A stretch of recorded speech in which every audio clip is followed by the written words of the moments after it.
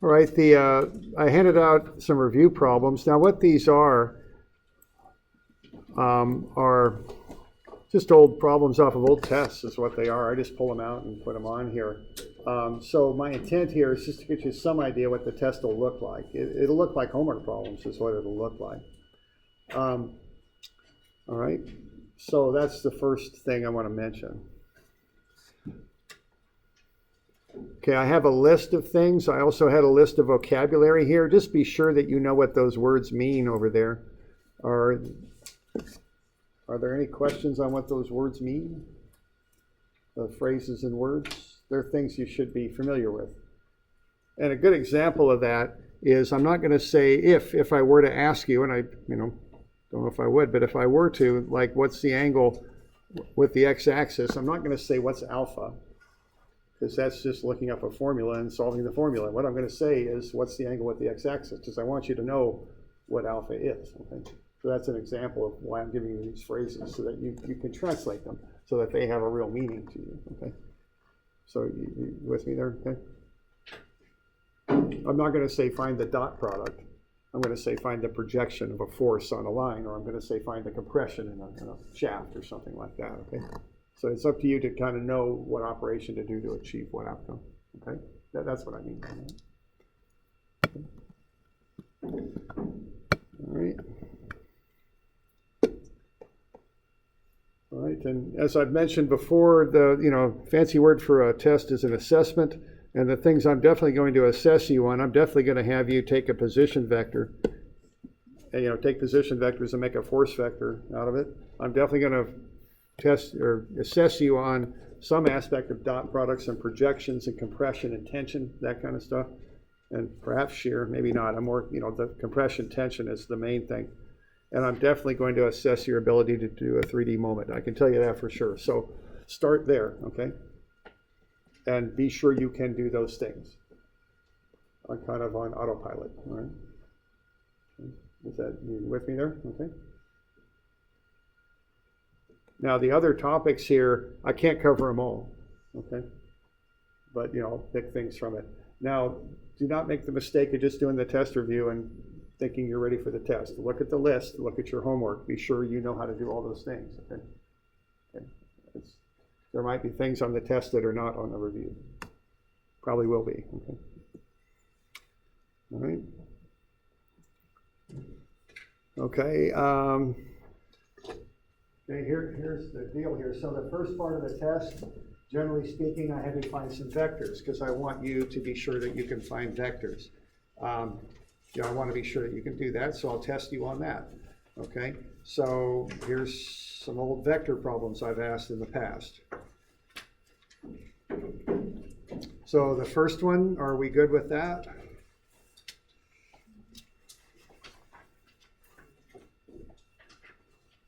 So you're just going to take the cosine of the three angles times the magnitude, correct? And I've got the unit vector there for you to help you, and I've got the force vector. So y'all can do that. Any questions on that?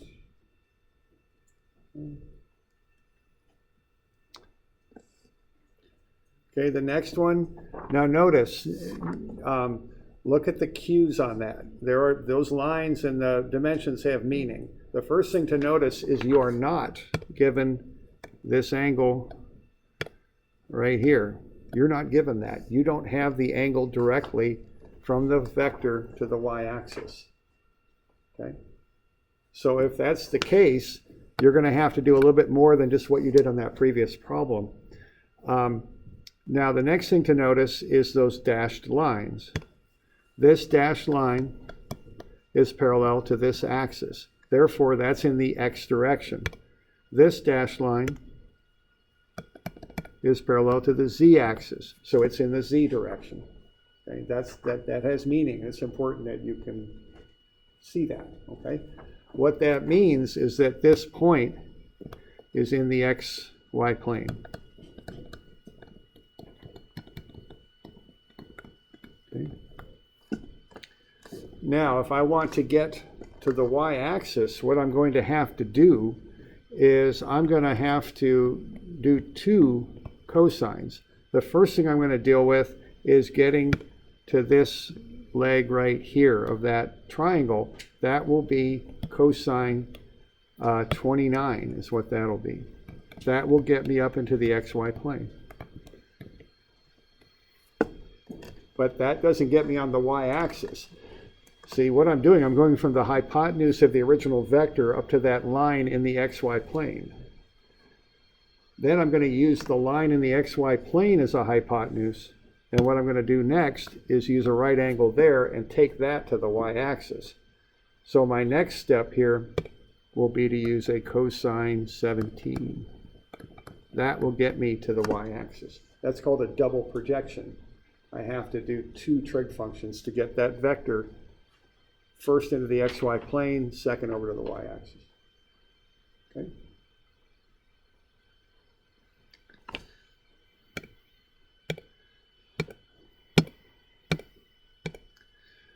All right, now the next thing I've got is I'm going to get up into the xy plane. I want to get over to the x-axis.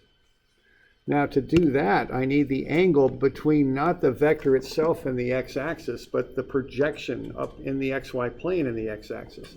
And see, I can get that because I've got 17 degrees in the xy plane. So if I take 90 minus the 17, what I get is 73 degrees. Okay. So if I go cosine 29, that'll get me into the xy plane.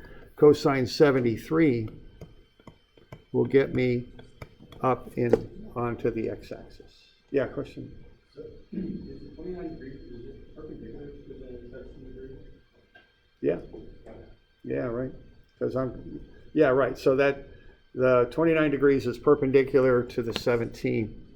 So there's a right angle right there, basically. Okay. We're good? Okay. Okay. Now the last bit is if it's 29 up to the xy plane from F2, 90 more will get me up to the z-axis. So that's 119 degrees. So all I need here is cosine 119. So what I've got there is, I didn't put the ijk's in. I don't usually like to do that, but that's x, y, z. There we go. So that's how I can figure out that vector then.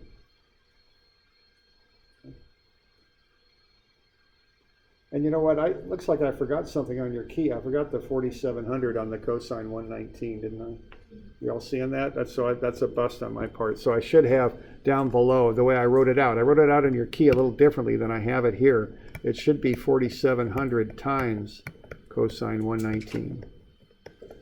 Okay. That's the K component. So I didn't get that 4700 in there. That's a little bit of a bust. Okay. Questions on that?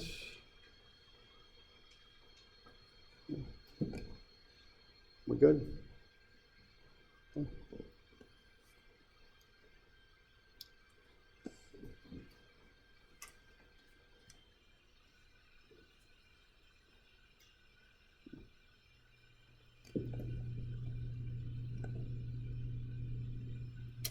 All right.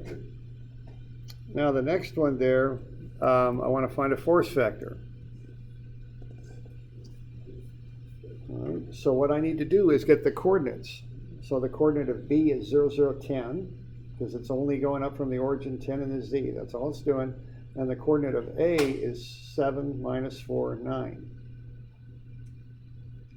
So if I subtract the two, what I'm going to get is from A to B. So remember, I'm changing the order now.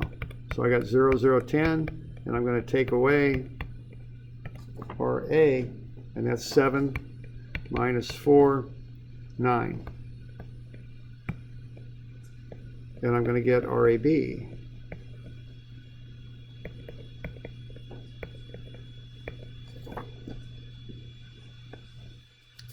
Okay, once I've got that, I can find the unit vector. I can find the magnitude and divide it out and scale it up by the force. Okay? So that's how I find the force vector.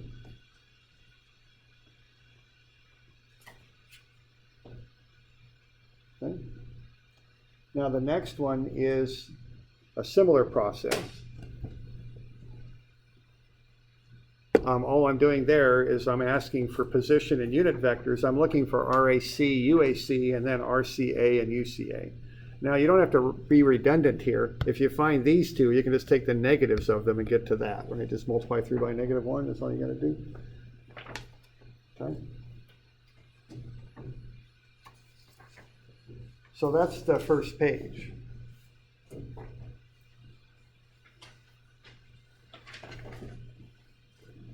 We good with that? So what you're doing there is finding a bunch of vectors. Now, so we're good? Now you'll notice on the next page, they're the same physical setups, aren't they? So the way I used to do these tests was I had you find the vectors on the first 2 pages and then use them for the rest of the test, or a lot of the rest of the test. Okay? So that's what's happening there. So don't overdo the work.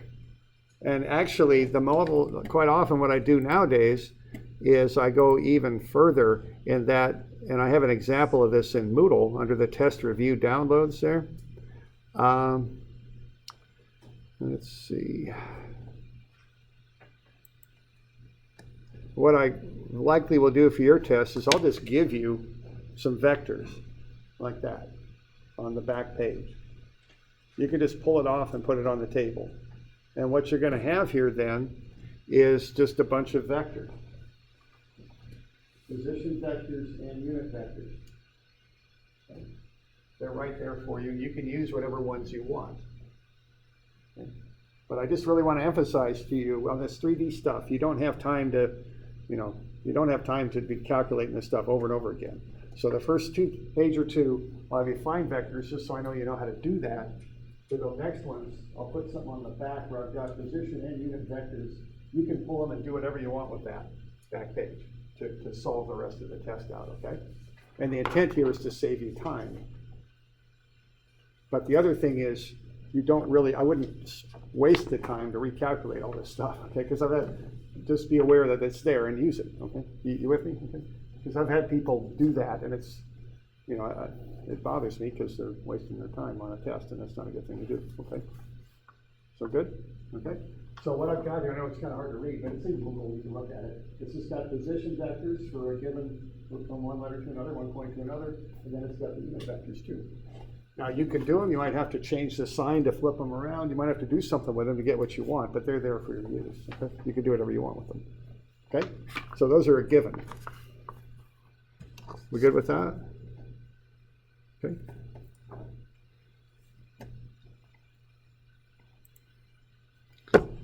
All right, so in this example, you would have a unit vector from A to C, and you would have a unit vector from A to B. You could scale the unit vector from A to B up by 8400.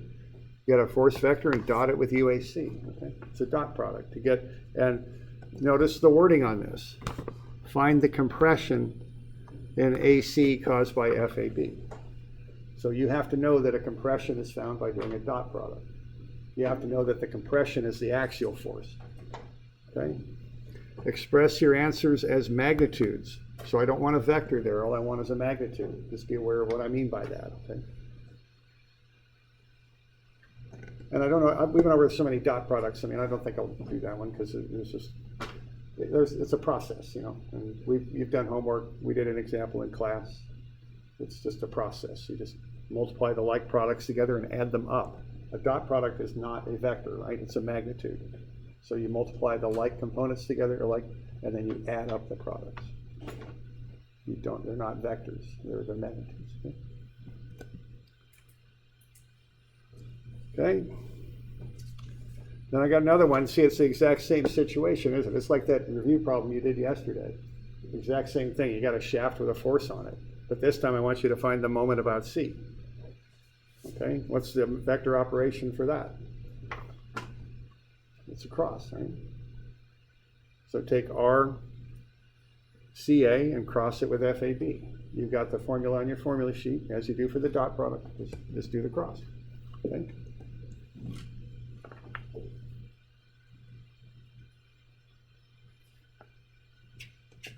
We okay with that?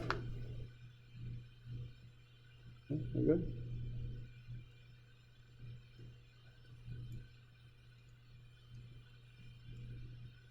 Okay.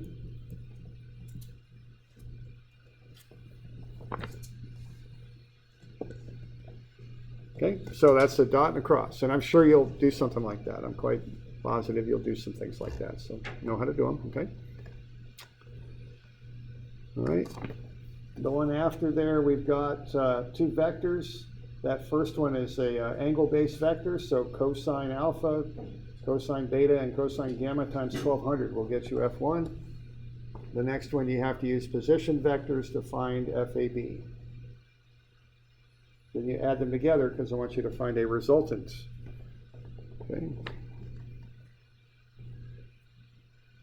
So the thing to notice on this one perhaps is that this is the x-axis because it's parallel to that. That's the y-axis because it's parallel to that. And that's the z because it's parallel to that. Those angles are just alpha, beta, and gamma. Whoops, that's not it. Let's fix that one. There we go. Okay. So those are the x, y, and z axes. The angles you're shown there are alpha, beta, and gamma. Okay.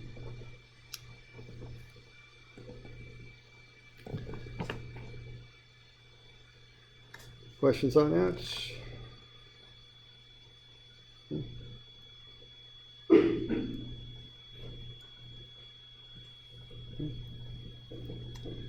Last one, you got to do a little bit of trigonometry there. Take 5 and 4. Arctan of 5 over 4 gets you 51.34 degrees. And then you've got the angle there. And then once you've got that, you can generate two equations. This is a 2D equilibrium problem. So sum of Fy is 0 will get you FBC. Sum of Fx is 0 will get you FAB. Okay.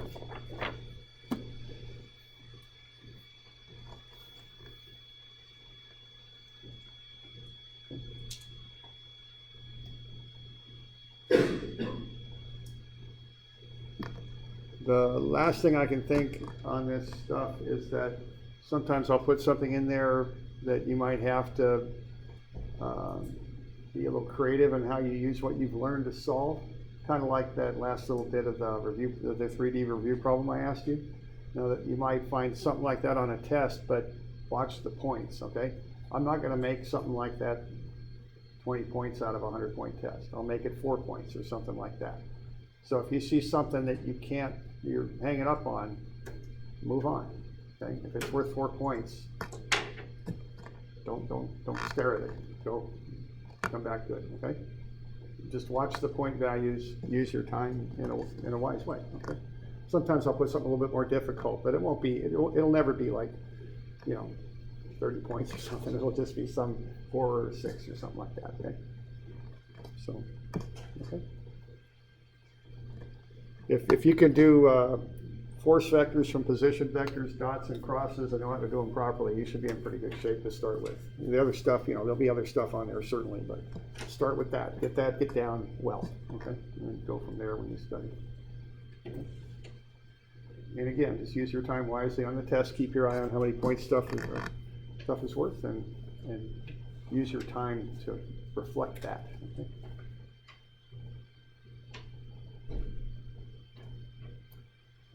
Questions on that? Doing all right?